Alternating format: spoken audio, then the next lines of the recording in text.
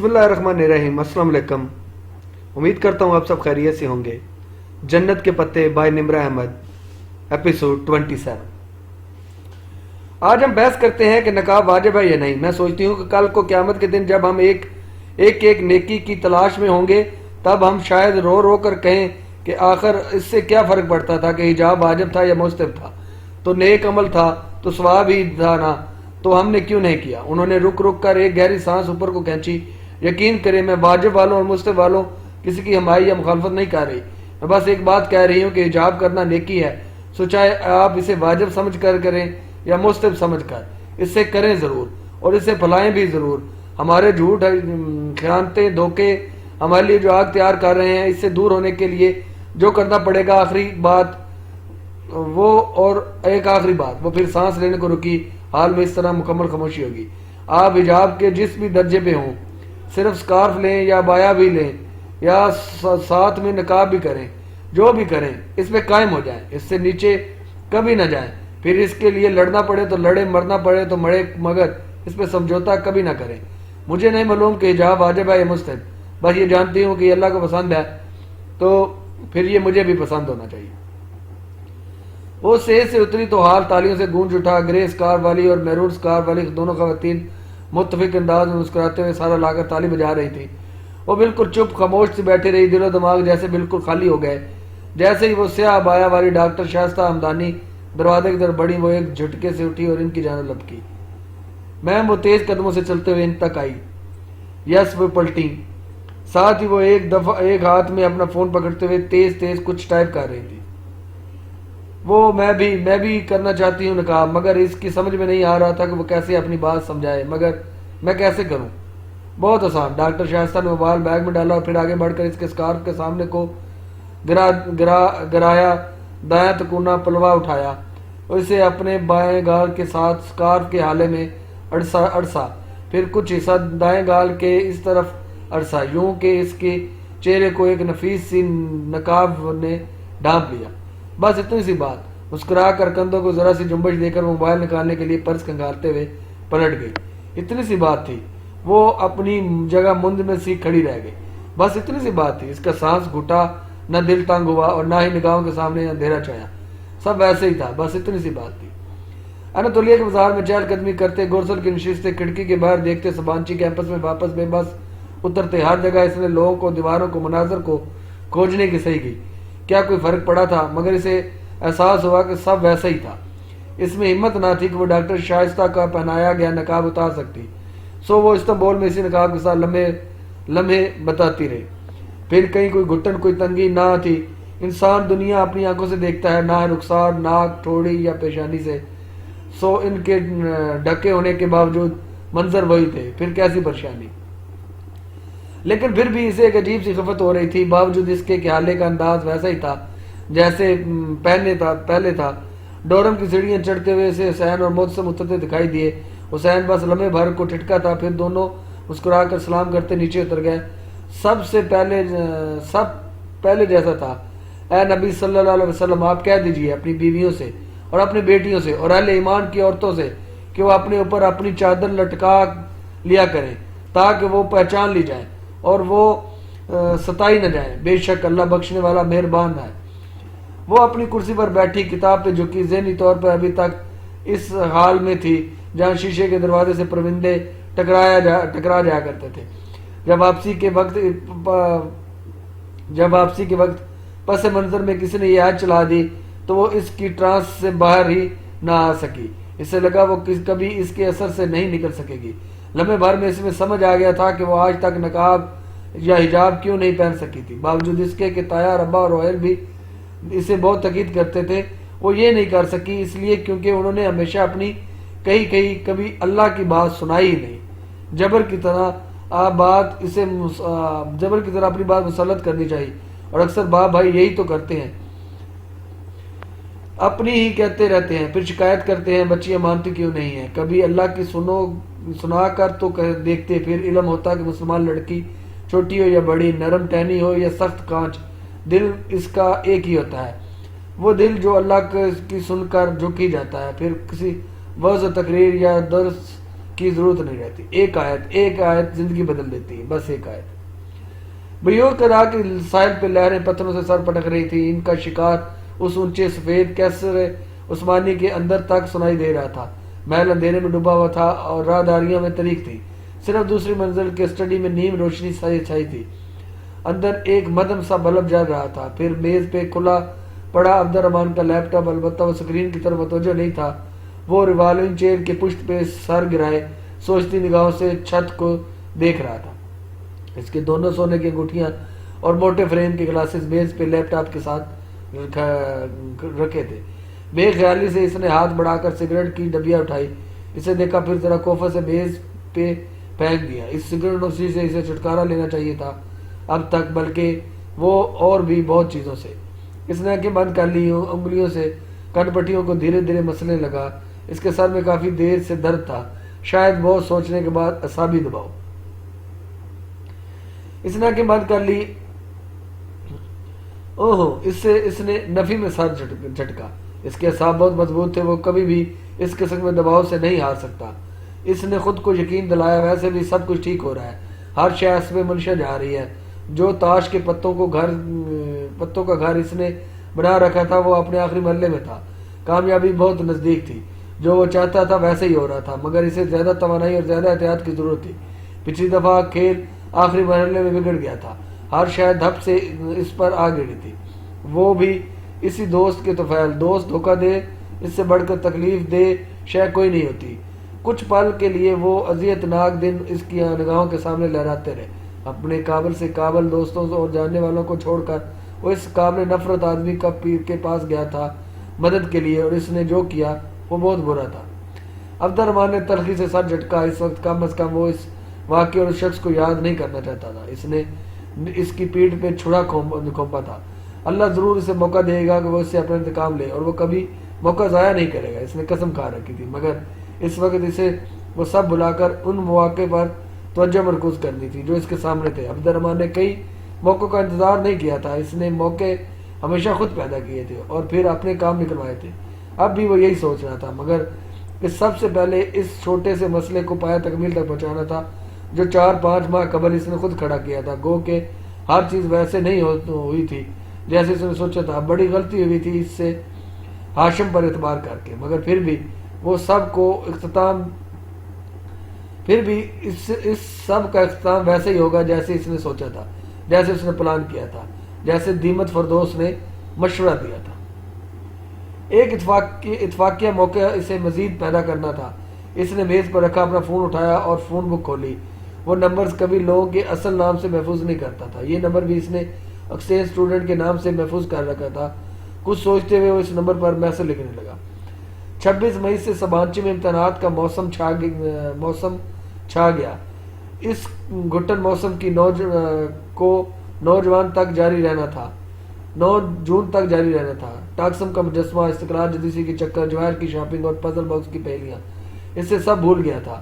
ادلار میں رکنے کے باعث ہونے والا نقصان تو وہ پورا کر چکی تھی، لیکن یہاں صرف پاس نہیں ہونا تھا بلکہ ڈسٹنکشن لینی تھی. اس کا رزلٹ برا ہوگا تو پاکستانی ایکسچینج اسٹوڈنٹ کی ناکامی ہوگی، اور رزلٹ اچھا آیا تو پاکستانی ایکسچینج اسٹوڈنٹ کی کامیابی ہوگی. وہ حیا سلمان کو بھلا کر صرف اور صرف پاکستانی ایکسچینج اسٹوڈنٹ رہ گئی تھی. 31 مئی کی صبح استنبول پر کسی قہر کی طرح نازل ہوئی تھی. وہ رات دیر تک پڑھنے کے بعد فجر کی قریب سوئی تھی کہ آج چھٹی تھی، مگر صبح حالے کسی آندھی طوفان کی طرح ڈوروں میں بھاگتی ہوئی حیا اٹھو. وہ حالے کو زور زور سے پکڑنے پہ ہڑبڑا کر اٹھ بیٹھی. کیا ہوا؟ نیچے اپنی بینک کی سیڑھی کے ساتھ کھڑی حالے کے آواز باختہ چہرے کو دیکھ کر اس کا دل جیسے کسی نے مٹھی میں لے لیا. وہ لحاف پھینک کر تیزی سے نیچے اتری. حیا حالے کی آنکھیں پلکنے کو بےتاب تھی. حیا نے بے اختیار اس کے ہاتھ پکڑے جو سرد ہو رہے تھے. حیا فریڈم فلوٹیلا جو غزہ جا رہا ہے، اسے روک دیا گیا ہے. اسرائیل نے اس پہ اٹیک کر دیا ہے. پتہ نہیں کتنے فلسطینی اور ترک مارے جا چکے ہیں. اللہ! اس نے بے اختیار دل پہ ہاتھ رکھا. مگر وہ ایسا کیسے کر سکتے ہیں؟ ان بحری جہازوں میں تو خوراک تھی، دوائیاں تھی. وہ کہتے ہیں ان میں اسلحہ تھا، دہشت گرد بھی. پھر انہیں پوچھنے والا کون ہے؟ خدایا! موسم وغیرہ کتنے پریشان ہوں گے. ان کے تو وہ دوست بھی تھے مسافر بردار جہاز میں. اسے بے اختیار یاد آیا، ہمیں ان کے پاس جانا چاہیے، جلدی کرو۔ اس نے جلدی جلدی بال جوڑے میں لپیٹے اور پھر لباس بدل کر اسکارف لپیٹ کر نقاب نفاست سے سٹ کر کے وہ آلے کے ساتھ باہر آ گئی۔ کامر روم کے راستے میں اس نے موبائل چیک کیا تو ادھر رات کے کسی ایک پیر ترک موبائل نمبر سے پیغام آیا ہوا تھا، میرے پاس آپ کے لیے ایک سرپرائز ہے، اے آر پی جہنم میں جائے اے آر پی۔ وہ اس وقت اس پریشانی میں اے آر پی کے سرپرائز کے بارے میں کیا سوچتی؟ کامر روم میں پانچویں فلسطینی لڑکی چپ چاپ بیٹھی تھی، میز پر لیپ ٹاپ کھلے پڑے تھے اور موبائل ہاتھوں میں لیے سب اپڈیٹس کے منتظر تھے۔ ان کے چہرے دیکھے تو وہ افسوس کے سارے الفاظ بھول گئی، اس کی سمجھ میں نہیں آیا وہ کیا کہے۔ وہ ایک حالے خاموشی سے ایک کونے میں بیٹھ گئی۔ آئی ایم سوری موسم، اس کے کہنے پہ موسم نے نظر اٹھا کر اسے دیکھا، ہلکی سی پھیلی مسکراہٹ کے ساتھ سر کو جنبش دی اور دوبارہ اپنے جوتوں کو دیکھنے لگا، اور اس کی تکلیف محسوس کر سکتی تھی، بلکہ نہیں، وہ کیسے محسوس کر سکتی سوائے اس کے کہ وہ خود کو ان کی جگہ پہ رکھے۔ وہ تصور کرے، اس لمحے بھر کو آنکھیں میچ کر سوچا، اگر خدا نخواستہ اسلام آباد میں جنگ جاری ہو اور پورا شہر اپنے گھروں میں محصور ہو اور اس کے گھر والے بیمار اور زخمی ہو، اور پھر وہ ترکی سے ایک فلوٹیلا پہ انہیں دوائیاں خوراک بھیجے، مگر وہ فلوٹیلا کراچی کے ساحل پہ روک لیا جائے اور اس میں سوار کچھ لوگوں کو مار دیا جائے اور اس کے گھر والے تڑپتے رہے۔ ہاں، اس نے تکلیف سے آنکھیں کھولیں۔ اب وہ محسوس کر سکتی تھی، جب تک اپنے ملک اور اپنے گھر پہ بات نہ آئے کسی دوسرے کا درد محسوس نہیں ہوتا۔ کامر روم کا دروازہ کھول کر ٹالی اندر داخل ہوئی۔ یا اور عالیہ نے ایک نظر سے اسے دیکھا، پھر ایک دوسرے کو۔ ٹالی چلتی ہوئی سامنے آئی، وہ لڑکوں کو دیکھ رہی تھی، مگر ان میں سے کسی نے بھی اس کی طرف نہیں دیکھا۔ موسم، کیا ہم بات کر سکتے ہیں؟ موسم اپنے جوتوں کو دیکھتا رہا، اس نے جیسے سنا ہی نہیں تھا۔ حسین کے قریب صوفے پہ بیٹھی، اس کا بیٹھنا گویا کسی کرنٹ کا جھٹکا تھا۔ حسین تیزی سے اٹھا اور ساتھ ہی 4 لڑکے اٹھے اور سب اکٹھے باہر نکل گئے۔ ٹالی لب کاٹتے ہوئے انہیں جاتے دیکھتی رہی۔ وہ نہیں جانتی تھی کہ وہ ان کے ساتھ اور فلسطینیوں کی مثالی دوستی کا آخری دن تھا۔ ان کے نکلتے ہی دوسری طرف سے لطیف کمرے میں داخل ہوا۔ آٹھ پہ ٹالی اور ان دونوں نے گردن موڑ کر دیکھا۔ لطیف نے جینز پہ سفید ٹی شرٹ پہن رکھی تھی جس پہ کالے مارکر سے نمایاں کر کے لکھا تھا، شیم آن یو اسرائیل۔ ٹالی نے وہ تحریر پڑھی اور اس کے چہرے کا رنگ بدل گیا۔ حالے زیرلا مسکرائی اور حیا کو دیکھا، وہ بھی جواباً مسکرائی۔ ٹالی ٹرسٹ می، یہ صرف لطیف ہاتھ اٹھا کر بہت دھیمے انداز میں اب ٹالی کو سمجھا رہا تھا کہ اس کی یہ تحریر صرف اسرائیلی حکومت اور اسرائیلی فوج کے لیے تھی۔ اس سے ٹالی سے کوئی مسئلہ نہیں تھا اور نہ ہی وہ اس سے ناراض تھا۔ ٹالی پہلی مسکراہٹ کے ساتھ سارا لاتے ہوئے سمجھتے ہوئے انداز میں سنتی رہی۔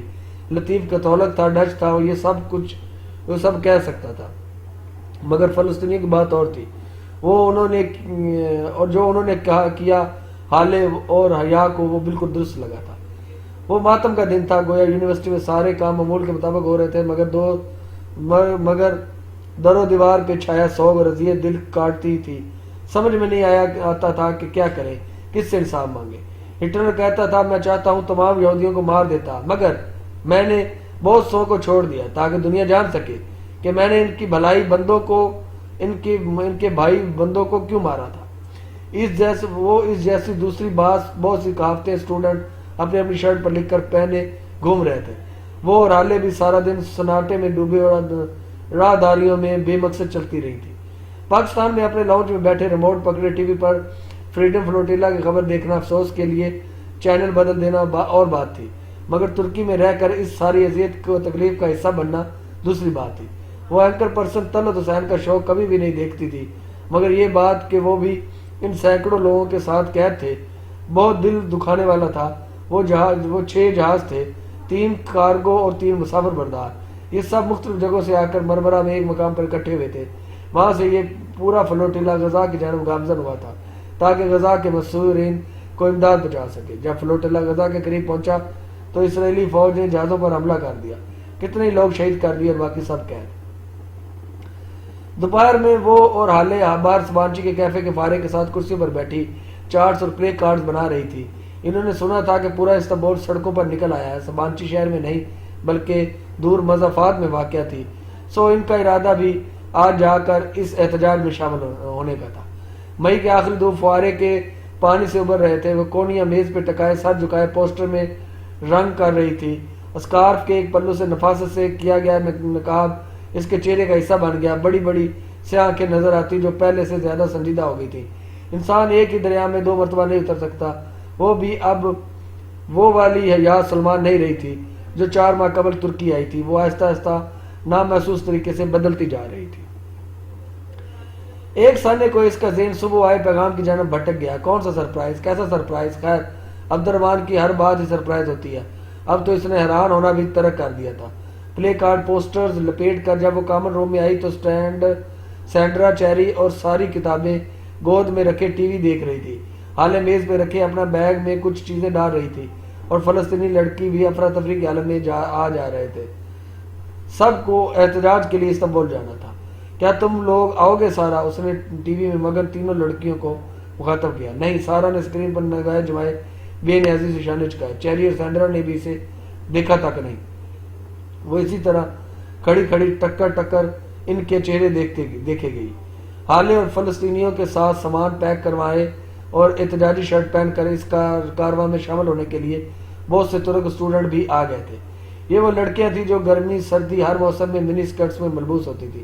وہ لڑکیاں جن کا دین مذہب سے کوئی دور دور کا واسطہ نہ تھا، کانوں میں بالی، قابل اطلاع تصاویر والی ٹی شرٹ اور جینز پہننے والے لڑکے اب سب ایک ہو گئے تھے۔ مگر وہ لڑکیاں چیری، سارا، سینڈرا، ٹالی، وہ جن کے ساتھ حیا اور ڈی جے نے رات کو گھنٹوں باتیں کرتی تھی، جو ساتھ کھاتی پیتی، سوتی جاگتی، ہنستی بولتی تھی، اب وہ لڑکیاں اجنبی بن بیٹھی تھیں۔ یہ لوگ کیوں نہیں چاہ رہے؟ سب واضح تھا، پھر بھی اس نے الجھن بڑے انداز میں حالے سے دھیرے سے پوچھا۔ حالے نے سارا والی بے نیازی سے شانے چکا دی، کیونکہ وہ مسلمان نہیں ہے یا وہ بالکل چپ کھڑی رہ گئی۔ ان 4 ماہ میں انہیں ترک، پاکستانی، فلسطینی، نارویجین، ڈچ، چائنیز، اسرائیلی اور ایسی ہی درجنوں تقریبات میں بانٹا گیا تھا، مگر آج قومیت کے سارے فرق مٹ گئے تھے۔ یہودی، عیسائی، بدھسٹ سب ایک طرف ہو گئے تھے اور مسلمان اسٹوڈنٹ ایک طرف۔ وہ بھی کن شرابوں کے پیچھے دوڑا کرتی تھی، اسے بھی کن لوگوں کا لباس اور کن کا رہن سہن اچھا لگتا تھا۔ انجم باجی، جوید باجی سمیت وہ سب ٹاکسم پہ پہنچے تو 5 منٹ کے لیے معذرت کر کے تیزی سے استقلال شریف کی طرف چلی آئی۔ اسے جہان کو بھی اپنے ساتھ لینا تھا۔ جتنے زیادہ مسلمان ہوں گے اتنا بہتر ہوگا۔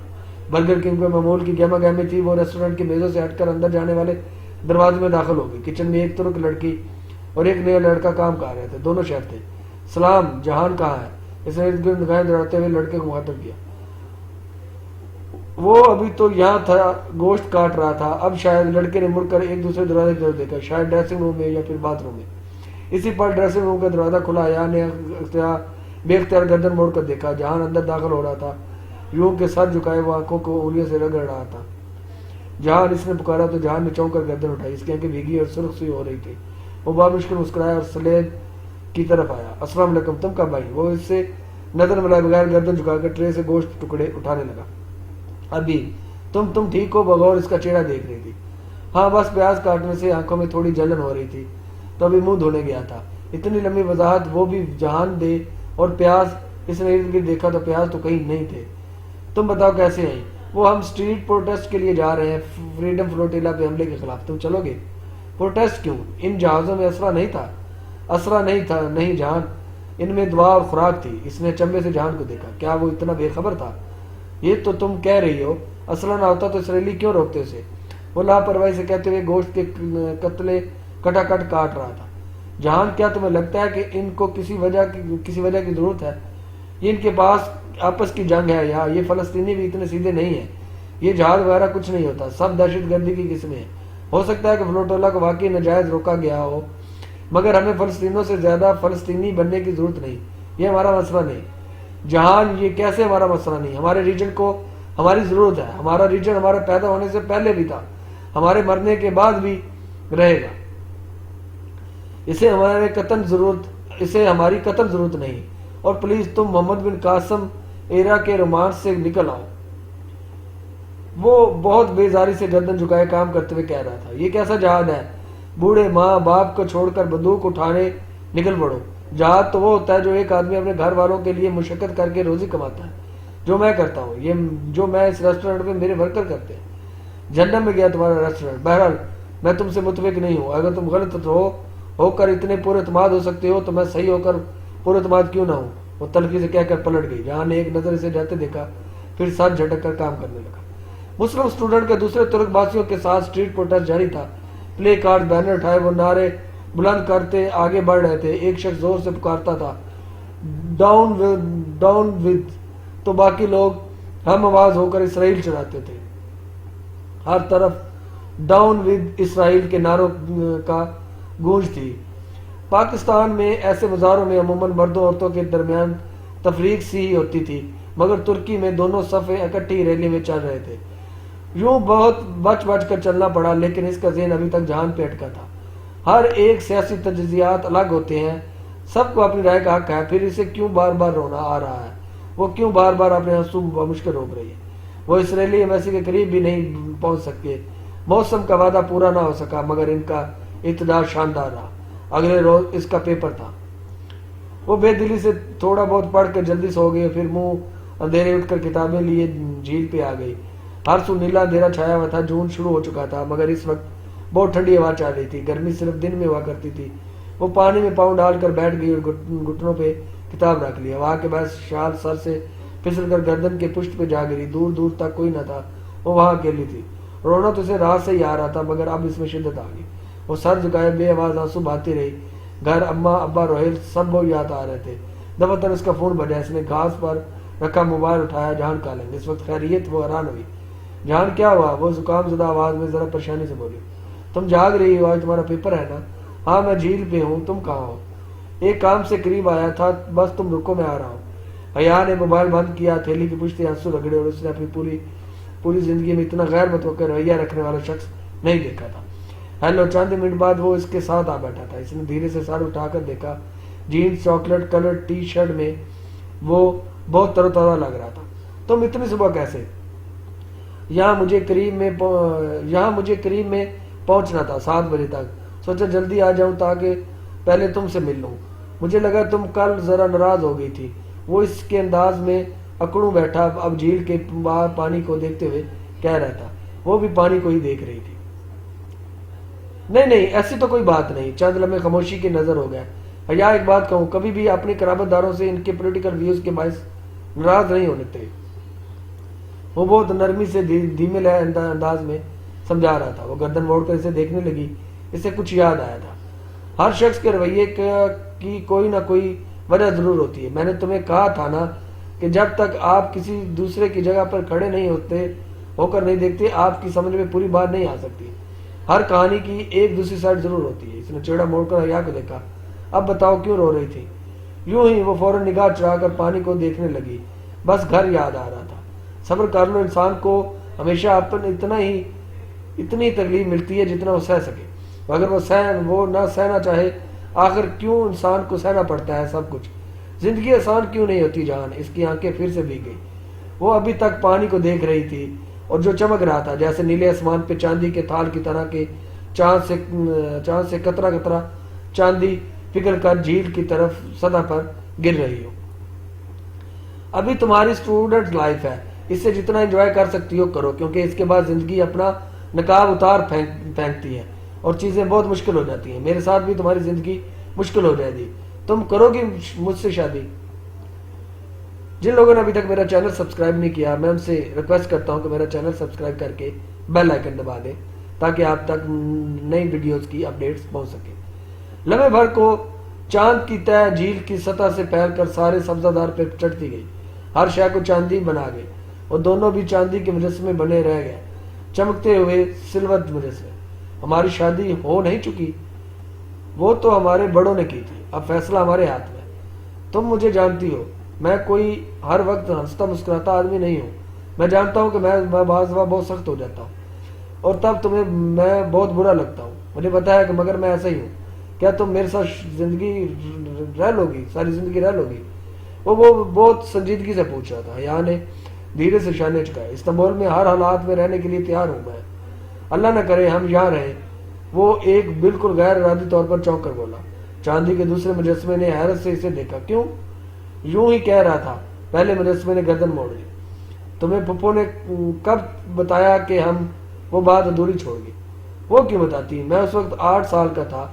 वो 8 साल के बच्चे का हाफजा इतना अच्छा खासा होता है, मुझे हमेशा से पता था। मैं समझती थी कि तुम्हें नहीं पता। बेख्तियार इसने जबान दांतों तले दबाई। जबान भी चांदी बन चुकी थी। تمہیں کیا لگتا تھا کہ میں ہر کسی سے معذرت کرنے آ جاتا ہوں یا ہر لڑکی کو ڈنر کے لیے لے جاتا ہوں؟ وہ ذرا سی خفگی اس معذرت کے حوالہ دینے لگی جب اس نے اس کا جنجر بریڈ توڑا تھا۔ تم میری بیوی ہو اور میرے لیے بہت خاص ہو، بس میرے کچھ مسئلے ہیں، وہ ٹھیک ہو جائے تو ہم اپنی زندگی شروع کریں گے۔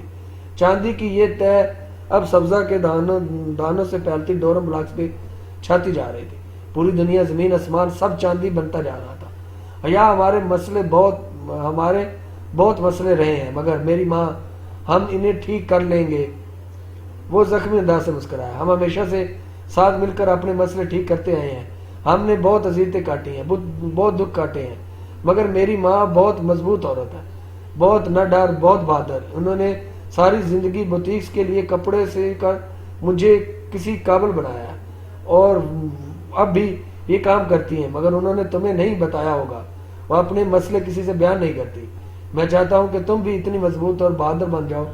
وجیہ مجسمہ اٹھ کر کھڑا ہوا تو چاندی کا خول چٹکا، سبزہ زار پہ چڑے برگ میں دراڑیں پڑ گئی۔ میں چاہتا ہوں تم اچھا سا ایگزام دو، اور اگر لندن چلنے کا موڈ ہو تو بتانا، ایک دھیمی مسکراہٹ کے ساتھ کہتا وہ جانے کے لیے مڑ گیا۔ وہ بھیگی آنکھوں اور دھیمی مسکان کے ساتھ اسے جاتے دیکھ رہی تھی۔ چاندی کے ٹکڑے ٹوٹ ٹوٹ کر جھیل کے پانی میں گم ہو رہے تھے۔ چاند اب سرخ نارنجی روشنی کی نظروں میں ڈر کر بالوں کی اوٹ میں تیرنے لگا تھا۔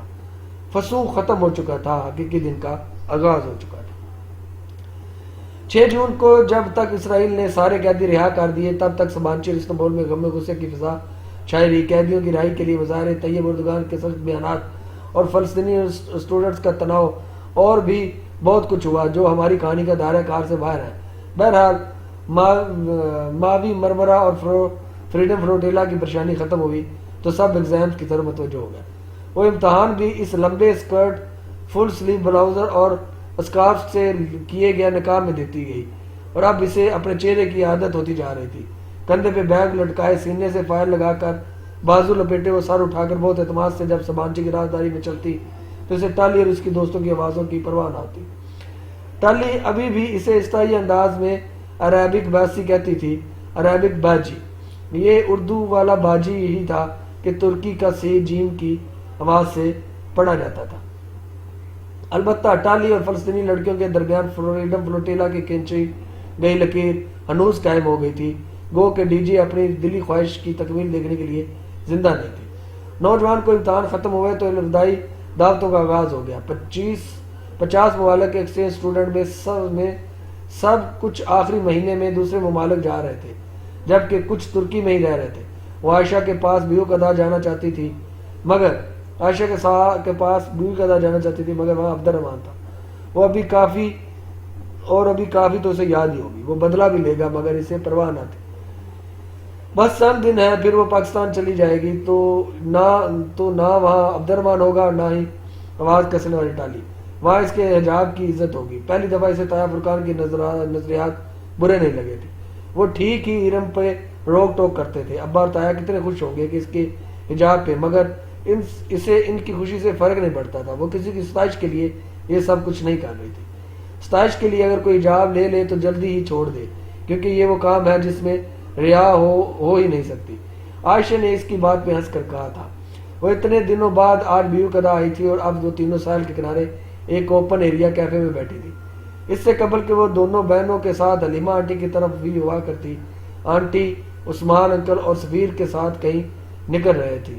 بس دروازے پہ ہی کھڑے کھڑے سلام دعا ہو گئی۔ عثمان انکل ویسے ہی تھے، بھاری بھر کم اور خوش مزاج۔ ڈی جے کا افسوس کرنے لگے تو آتن بولتے ہی چلے گئے۔ بہارے گل بڑے بڑے منہ بنا کر سنے گئی۔ ایک وہی تھی جو اپنے تاثرات نہیں چھپایا کرتی تھی۔ سفیر سے البتہ بہارے اور عائشہ دونوں بور نہیں ہوتی تھی۔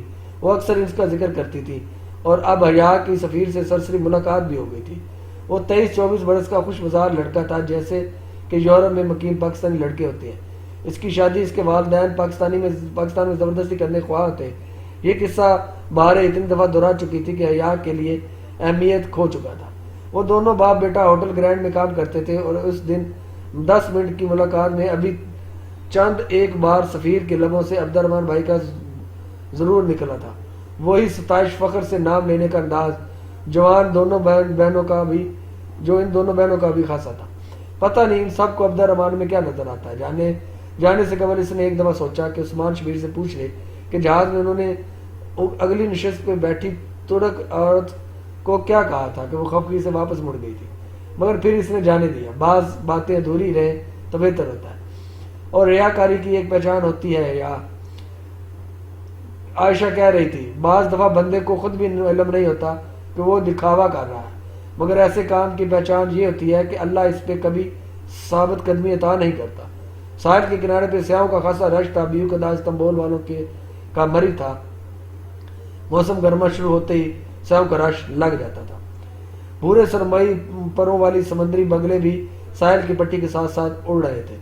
بارے کے ہاتھ میں روٹی تھی اور اس کے ٹکڑے ٹکڑے کر کے بگلوں کو طرف اچھا رہی تھی، ایک ٹکڑا بھی زمین پر نہ گرتا، بگلے فضا میں ہی صحیح چونچ میں دبا لیتے۔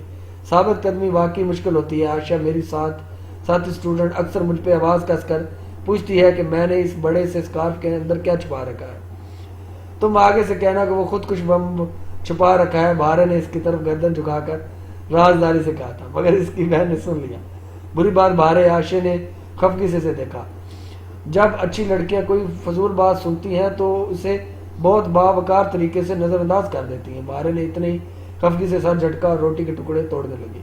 خیر بھارے، بس جولائی میں واپس چلی جاؤں گی، وہاں نہ ترک حکومت کی سختی ہوگی نہ ہی اسرائیلی تانے، میں ادھر پوری آزادی کے ساتھ ادھر پوری آزادی کے ساتھ حجاب لے سکوں گی۔ ضرور، مگر خندق کی جنگ میں ایک بنو قریظہ مل ہی جاتا ہے یا مطلب؟ اس نے ناسمجھی سے آبرو اٹھائے۔ جواباً عائشہ اپنی خاص انداز میں مسکرائی، جیسے اس کے پاس دکھانے کے لیے کوئی خاص جواہر ہو۔ تم نے کبھی سوچا ہے یا کہ آیت حجاب سورہ احزاب میں ہی کیوں آئی ہے؟ اس نے جواب دینے کی بجائے ایک نیا سوال کیا، اس کے ذہن پر زور دیا، پھر نفی میں سارا لا دیا۔ شاید اس لیے کہ یہ حکم غزوہ احزاب کے قریب ہی اترا تھا۔ یہ تو سب کو نظر آتا ہے، یا میں تمہیں وہ سمجھاؤں جو سب کو نظر نہیں آتا؟ یقین کرو یہ گتھی تمہارے پزل باکس کی پہیلیوں سے زیادہ دلچسپ ثابت ہوگی۔ حیا لاشعوری طور پہ کرسی پہ ذرا آگے ہوئی، بارے برے منہ بناتی روٹی کے ٹکڑے اچھا رہی تھی۔ وہ بول نہیں سکتی تھی کہ عائشہ سن لیتی، اور سب کے سامنے وہ ہمیشہ عائشہ کے وفادار رہتی تھی، لیکن اس نے ایک قدیم لوک کہانی میں پڑھا تھا کہ مرمرہ کے بگلے ان کئی باتیں بھی سن لیتے ہیں، سو اس نے دل ہی دل میں ان پڑپڑاتے بگلوں کو مخاطب کیا تھا۔ عبد الرحمن ٹھیک کہتا ہے، میری بہن کو لیکچر دینے کے علاوہ کچھ نہیں آتا۔ کیا تم نے سنا ہے میں نے کیا کہا؟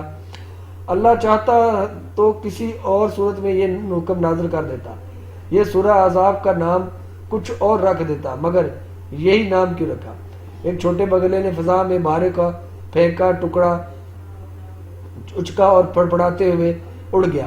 بھارے نے گردن اٹھا کر اسے اوپر اڑتے دیکھا اور کہا اس نے سنا تھا جو وہ اس سے کہہ رہی تھی۔ تمہیں پتہ ہے احزاب کہتے ہیں گروہوں کو، اور غزوہ احزاب دراصل غزوہ خندق کا دوسرا نام ہے۔ مجھے معلوم ہے کہ یہ سارا واقعہ جانتی ہوں، کسی طرح مسلمانوں نے خندق ہوتی، اور پھر بھی میں تمہیں یہ دوبارہ سنانا چاہتی ہوں۔ آج کی قسط کے لیے اتنا ہی، انشاءاللہ اگلی قسط کے ساتھ دوبارہ حاضر ہوں گے، تب تک کے لیے اللہ حافظ۔